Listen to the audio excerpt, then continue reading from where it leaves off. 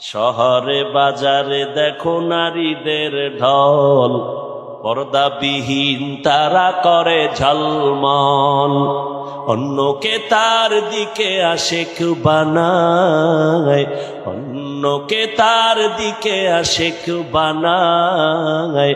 দেশটায় আজি ধ্বংস নারীর বেপরদায়, সবার মুখে একই আওয়াজ হায় হায় হায়। ইবলিসে আজম বাংলাদেশে আগমন হয়েছে নারীর ভেষে, দলে দলে নিয়া নারী মেলা মিলায়, পার্কে বসিয়া ওরা মেলা মিলায়। দেশটায় আজি ধ্বংস নারীর বেপরদায়, সবার মুখে একই আওয়াজ হায় হায় হায়। যেইভাবে ঠিক কইছেন আর একজনের উপরেই কইছেন, নিজেরটা ধরেন না। আমনের বউ যে বেপরদায় মার্কেটে যায়, ওই আল্লাহর বান্দি মনে আছেন, মুজায় পানি উঠাইয়া ওড়না দিয়া বেঁধে মুজা থেকে পানি উত্তোলন করে দৌড় কুকুরের পানি পান করায় দিল। কুকুরের পিপাসা নিবারণ হয়ে গেল। রহমতের নবী এই ঘটনাটা সাহাবায়ে কেরামদের সামনে শোনাচ্ছেন আর বলতেছেন, ও সাহাবায়ে কেরাম জানোনি এই মহিলা জীবনভর গুনাহ করছে, কিন্তু কুকুরটারে পানি পান করানো মাত্র একটা গায়েবী আওয়াজ চলে আসছে।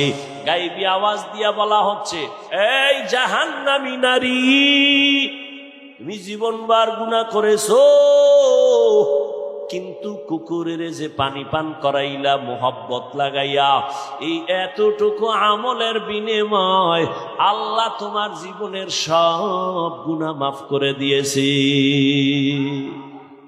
আতিনা ফি দারে দুনিয়া না হাসান, আতিনা ফি দারে উকবা না হাসান, ইয়া গিয়াসাল মুস্তাগীসিন আহদিনা লাফতিখারা বিল উলুমে ওয়াল গিনা।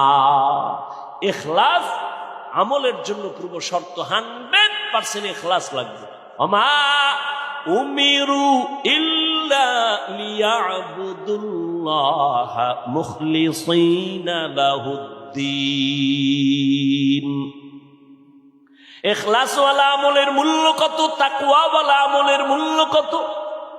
ও যুবক, যৌবনের ইবাদতের বড় দাম, কিন্তু ইখলাস তোমার আমলের মধ্যে যদি নিতে চাও, দোয়া লাগবে, নেক নজর লাগবে, না হয় ইখলাস আসবে না। কার দোয়া নিবা? জমিনের মধ্যে তোমার সব থেকে দোয়ার গোডাউন 1 নম্বরে তোমার মা বাবা, দ্বিতীয় তোমার দোয়ার স্থান হলো তোমার শিক্ষক, তৃতীয় তোমার দোয়ার একমাত্র ছাউনি বা শামিয়ানা ছায়া হলো তোমার উলামায়ে কেরাম, তোমার মুরব্বী। এদের দোয়া যত নিবা আমলের মধ্যে তত পাওয়ার বাড়বে। কিন্তু অন্তর ভরা দুঃখ রে যুবক, আজ হাজারো লাখ যুবক এত বয়ান শুনিয়াও নামাজে আসে না, দিনের পথে আসে না। এর একমাত্র কারণ আমার আল্লাহর ভয় অন্তরের মধ্যে নাই, মা বাবার দোয়া নাই। সারা রাত মোবাইল চালায় গুনাহ করো, অন্তরে কিন্তু মা কষ্ট পাইতেছি তোরে বলে না। জীবনে কি কামাই করলি রে যুবক বাবা? আজ যদি তুই মরে যাও, কথার কথা, মা বাবায় কানবে ঠিক, কিন্তু মনে মনে খুশি, কারণ তোর ব্যবহার চরিত্র এত খারাপ, মানুষের কাছে মা বাবা মুখ দেখাইতে পারে না তোর চরিত্রের কারণে। শিক্ষকেরাও তোর উপরে বেজার, কারণ তোর ব্যবহার বড় খারাপ। যুবক রে, পাও ধইরা বলি, রাগ করিস না, বল হাফিজ ভাই নিচে নাইমে আসো, নিচে নেমে আসি, পাও ধরার জন্য। ওই কোটালি পাড়ায় বলে আসছি পাও দইরা, এখনো বলে যাই খুলনার মানুষ। ও কলিজার যুবক, বারবার যুবকের কেন কই? কারণ আমার মায়ার নবী এমন এক সময় মক্কায় আসছেন যেই সময় নবীর কেউ আপন নাই।